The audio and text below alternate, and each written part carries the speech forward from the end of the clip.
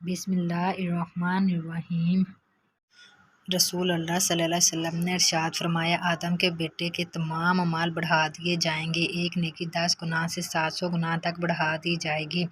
اللہ تعالیٰ فرمائے گا، روزہ چونکہ صرف میرے لیے ہی رکھا گیا ہے، میں ہی اس کی جزا عطا کروں گا، کیونکہ دنیا میں روزے دار نے اپنی خواہش اور کھانا میری خاطر ترک کیا تھا۔ رسول اللہ صلی اللہ علیہ وسلم نے ارشاد فرمایا، سحری میں برکت ہے، اسے ہرگز نہ چھوڑو، اگر کچھ نہیں تو اس وقت پانی کا ایک گھونٹ ہی پی لیا جائے، کیونکہ سحری کھانے پینے والوں پر اللہ تعالیٰ رحمت فرماتا ہے اور فرشتے ان کے لیے دعائے خیر کرتے ہیں۔ حضرت عبداللہ بن عمر سے روایت ہے کہ رسول اللہ صلی اللہ علیہ وسلم نے مسلمانوں میں سے ہر غلام اور آزاد پر، ہر مرد اور عورت پر، ہر چھوٹے اور بڑے پر صدقہ فطر لازم کیا ہے، 1 سا کھجور یا 1 سا جو، اور حکم دیا ہے کہ یہ صدقہ فطر نماز عید کے لیے جانے سے پہلے ادا کر دیا جائے۔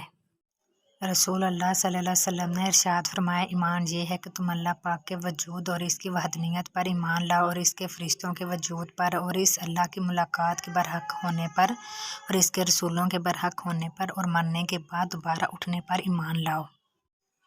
حدیث مبارک۔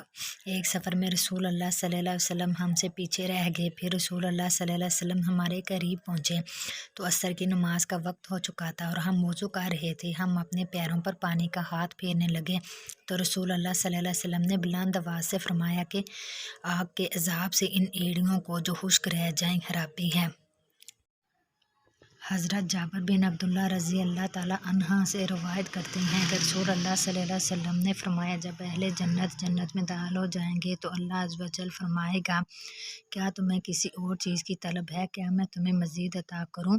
وہ کہیں گے، اے ہمارے رب، جو تم نے ہمیں دیا ہے اس سے بڑھ کر کیا ہوگا؟ اللہ تعالیٰ فرمائے گا، میری رضامندی سب سے بڑھ کر ہے۔